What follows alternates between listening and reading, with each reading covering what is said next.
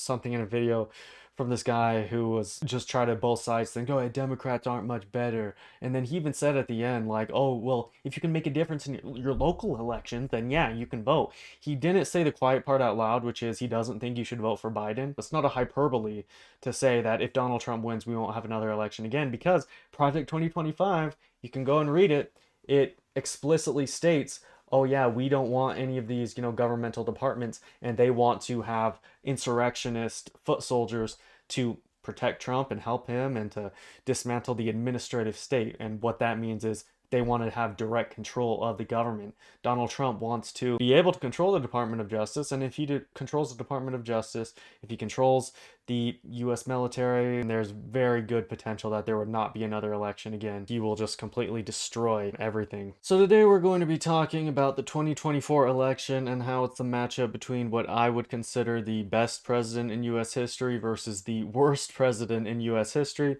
And I know that's a bold claim, and a lot of people might be like, oh, Joe Biden, he's so old, he's so, just terrible. They make stuff about him, like shitting his pants, with a bunch of other world leaders around, which was obviously a lie.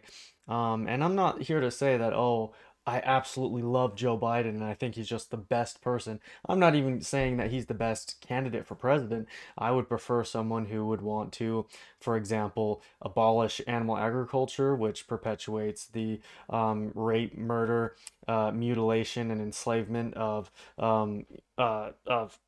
just billions of sentient beings as far as America goes. Worldwide, it would be 3 trillion animals a year, I believe, when you add it all up. Obviously, we don't have very, great ways to track the number of animals we're killing, especially marine life. We just drag as many as we can out of the ocean and, suffocate them to death and, bring along with it, dolphins and turtles and all these animals that we don't even really eat. It's absolutely disgusting, but the point is, you know, there is a good there is very good reasoning to support Biden in 2024 despite these issues with him, despite even, his problems as far as not urging Israel for some kind of ceasefire, not urging Israel to eradicate Hamas, but in some sort of more calculated way where they're not dropping so many airstrikes, so many airstrikes. It's as if, a whole year of airstrikes on Afghanistan, in the back from George W. Bush's time, all of that like within 1 month. I think that is absolutely atrocious.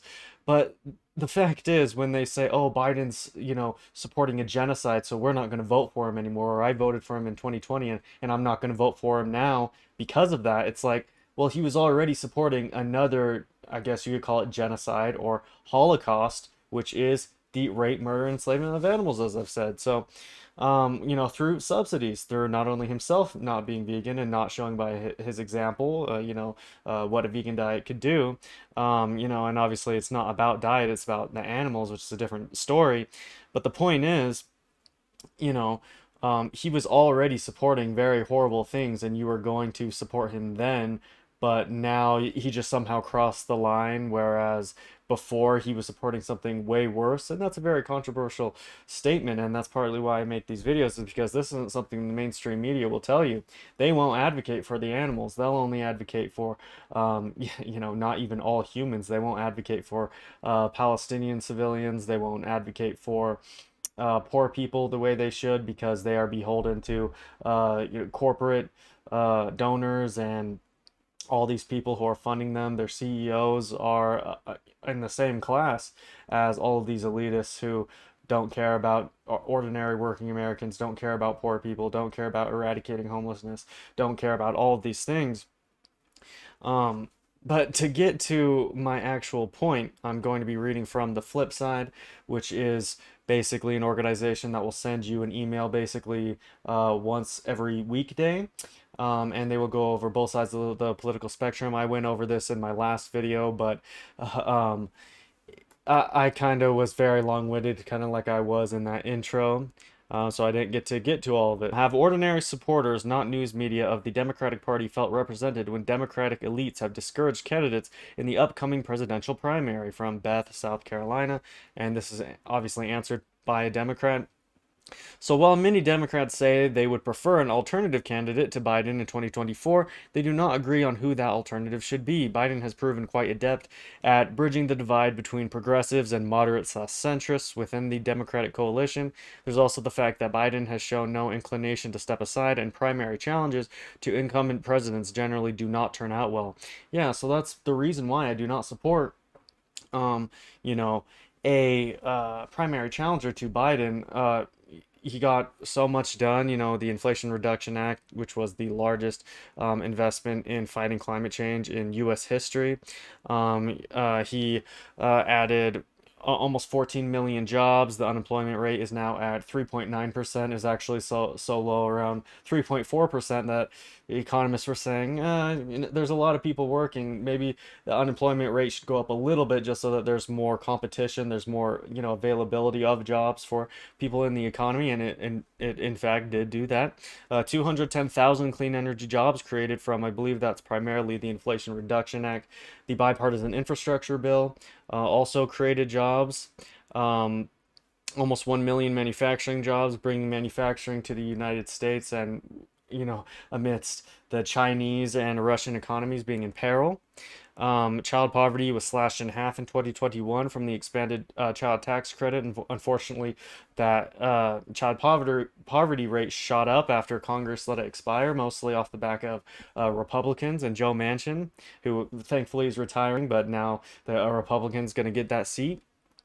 Inflation is down to 3.2%, down from 9.1% in June 2022. Still, the average Democrat would likely have preferred if Biden had stepped aside in a competitive primary in which major Democratic contenders threw their hats in the ring could have taken place. Some even floated the idea of having a primary for the VP slot, given that Kamala Harris's poll numbers until recently were pretty dismal.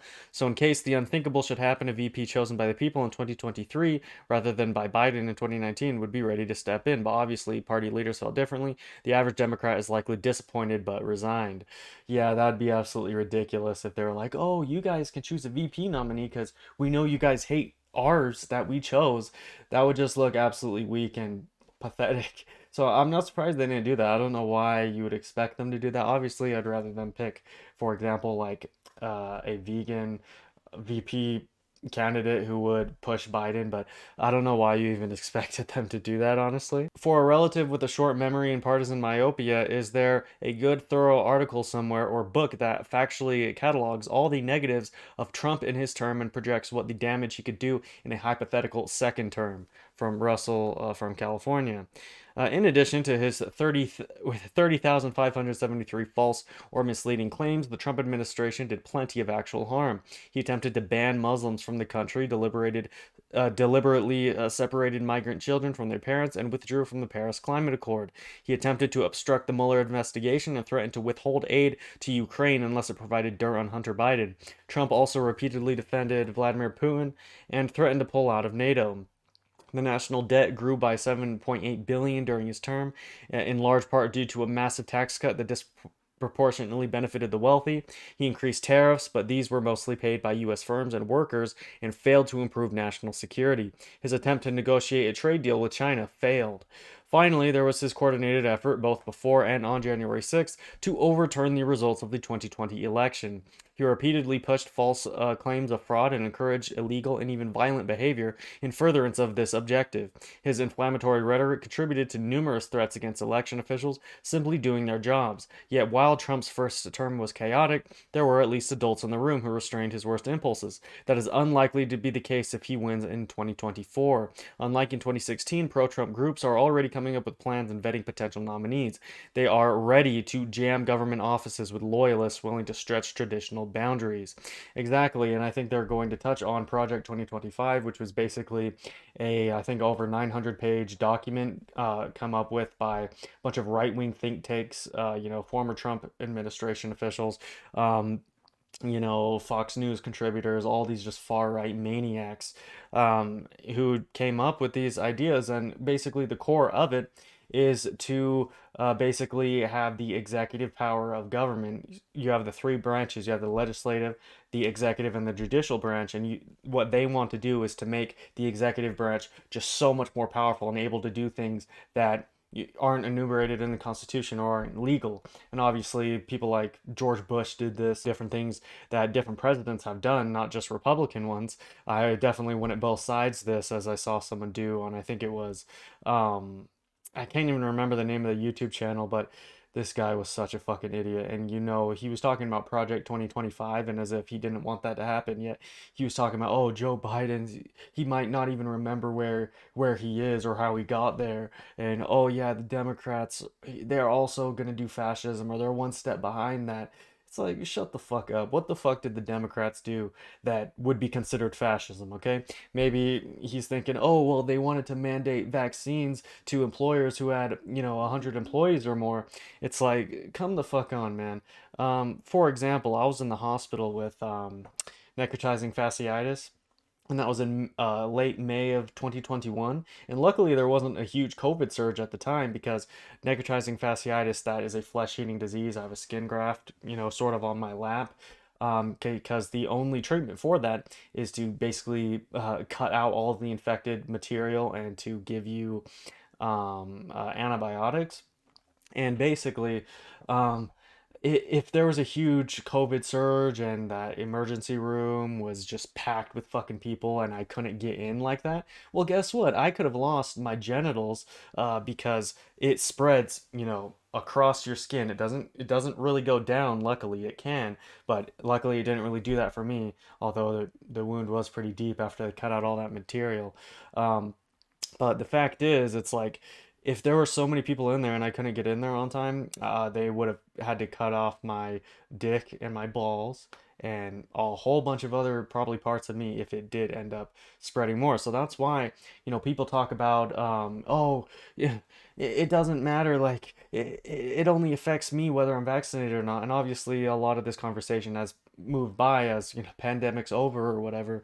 Um, but no, it doesn't only affect you when your unhealthy ass is in the emergency room. So especially if you're, and a lot of the times this is the case for Trump supporters, if you are in bad shape and you don't get vaccinated, you're likely going to cause someone to have, out of no fault of their own, a medical travesty, something awful happened to them because you jammed up the healthcare system. And they were basically destroying the healthcare system back when the vaccines were rolling out and the vast majority of people being hospitalized were not vaccinated and they were getting extremely sick. Now people will say, oh, well, the majority of people sick with COVID, or even, I guess you could probably make this argument more. People were making this argument more a year ago.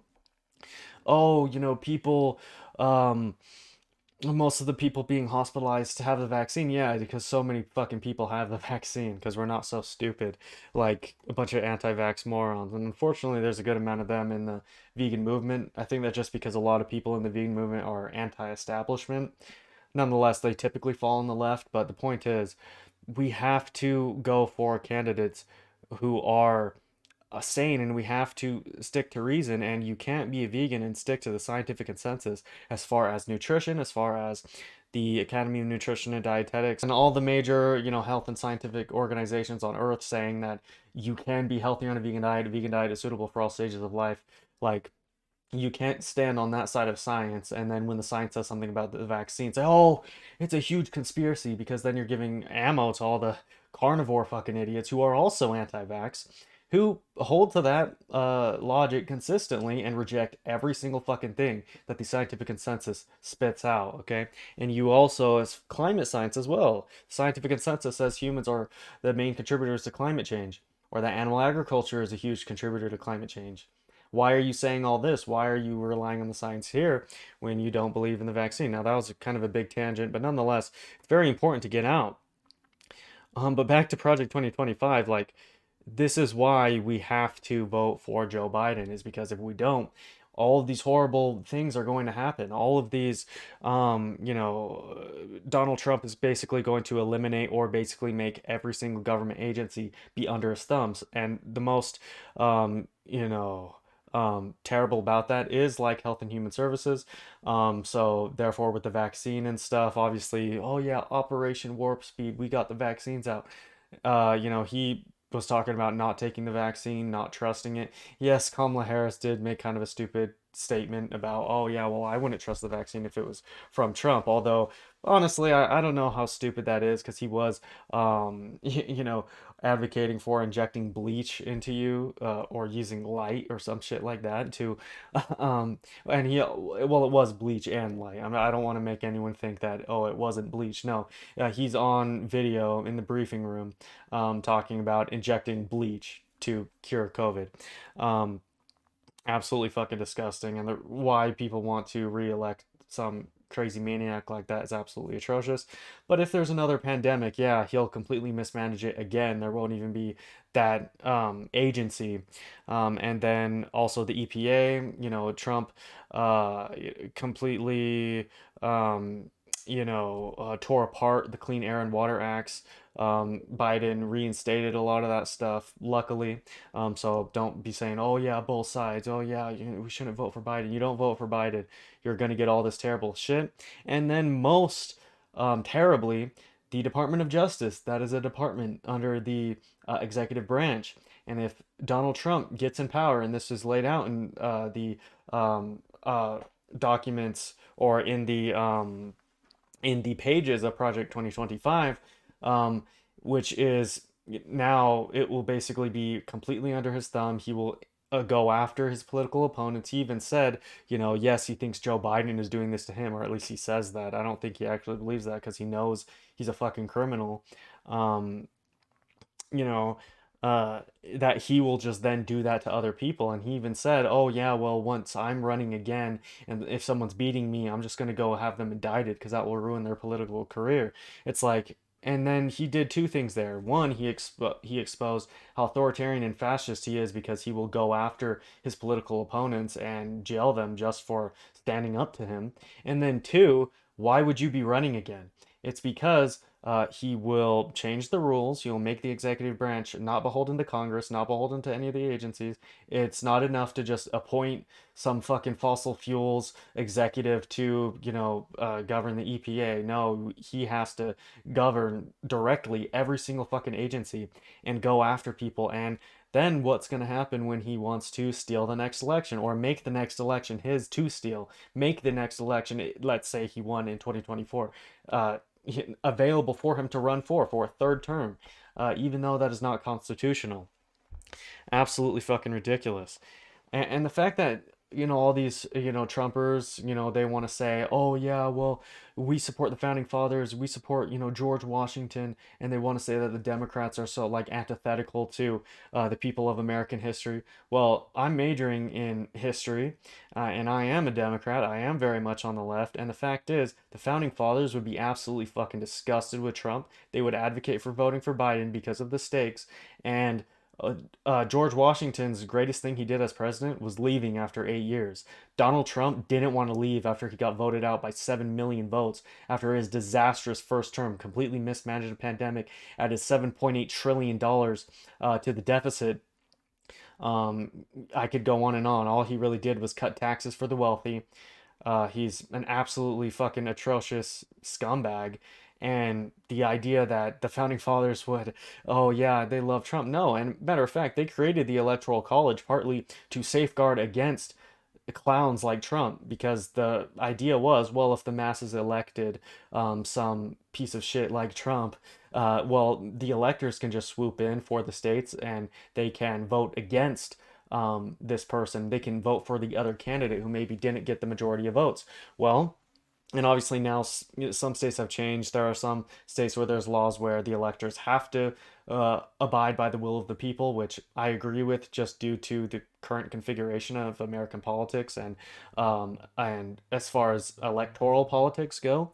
But the fact is, it's like in 2016, not only did Donald Trump not even win the popular vote, he lost by almost 3 million votes. Um, the electors didn't do what they were supposed to do as laid out by the founding fathers, um, which was to reject a candidate like that. And Hillary Clinton would have been president then. Although I'd say if they were truly based, if they were truly did what, the founders, I guess, when you try to steelman them and try to look to, well, what would be the best possible interpretation of this as far as morally, as far as what could the electors do that would have been the best, and that still would have aligned with the Constitution, is they would have voted for, a vegan animal liberation activist, someone who would fight for the rights of all sentient beings and go through it with a more, compassionate, more, less corrupt, less, interested in the corporate side of things, less interested in, you know, just continuing the cycle of wealth inequality that is going on. They would vote for someone like that. But the fact is, when I talk about the Constitution, also something in a video from this guy who was just try to both sides think, oh, Democrats aren't much better. And then he even said at the end, like, oh, well, if you can make a difference in your local elections, then yeah, you can vote. He didn't say the quiet part out loud, which is he doesn't think you should vote for Biden, because he's absolutely fucking ridiculous and he wants our democracy to be taken away. And that's why I said it's not a what's it called? It's not a hyperbole to say that if Donald Trump wins, we won't have another election again, because Project 2025, you can go and read it. It explicitly states, oh yeah, we don't want any of these, governmental departments, and they want to have insurrectionist foot soldiers to protect Trump and help him and to dismantle the administrative state. And what that means is they want to have direct control of the government. Donald Trump wants to just be able to control the Department of Justice. And if he controls the Department of Justice, if he controls the U.S. military, they probably, I don't want to say one way or the other if they would go along with his, buffoonery. And I don't even want to say that because that makes it sound less scary than it is. I don't know if they would necessarily go along with just the horrific things he wants to do, all the fascist things he wants to do, exactly. But he would definitely try, and there's very good potential that there would not be another election again. And he will just completely destroy everything. Potential policy plans include using an executive order to wipe out employment protections for tens of thousands of civil servants across the federal government in order to punish bureaucrats Trump believes would not support his agenda. He will weaponize the Justice Department, FBI, and intelligence agencies against political enemies. He allegedly wants the Justice Department to investigate one-time officials and allies who have become critical of his time in office, and has been drafting plans to dispense with 50 years of policy and practice intended to shield criminal prosecutions from political considerations. In addition to reinstating immigration restrictions from his first term, such as a ban on immigration from Muslim-majority countries and refusing asylum claims based on worries about disease, the administration plans to round up millions of undocumented immigrants at camps in order to enact mass deportations. He would also, quote, try to end birthright citizenship for babies born in the United States to undocumented parents. According to one advisor, quote, Trump will unleash the vast arsenal of federal powers to implement the most spectacular migration crackdown. The immigration legal activists won't know what's happening. So, yeah, absolutely disgusting. And the fact that Biden is losing the Latino vote, or is only up by like 4 points, and when Donald Trump wants to do this, it really shows how far ignorance and misinformation runs in this country. And it's absolutely scary and atrocious that this is happening, and Biden doing so badly. That's not even necessarily just a reflection on him. As I've said in the beginning of this video, all my problems I have with him, there's really no reason why he should be down this much. He did all of these good things as far as the largest investment in fighting climate change in U.S. history with the Inflation Reduction Act, all of these positive economic indicators. Um, I'll probably go into in my next video about the whole Biden caused inflation, which really isn't true. So yeah, the stakes going to be higher. Make sure to vote for Joe Biden in 2024, especially if you live in a critical swing state. But if you live anywhere in America, you should. And make sure to watch this video.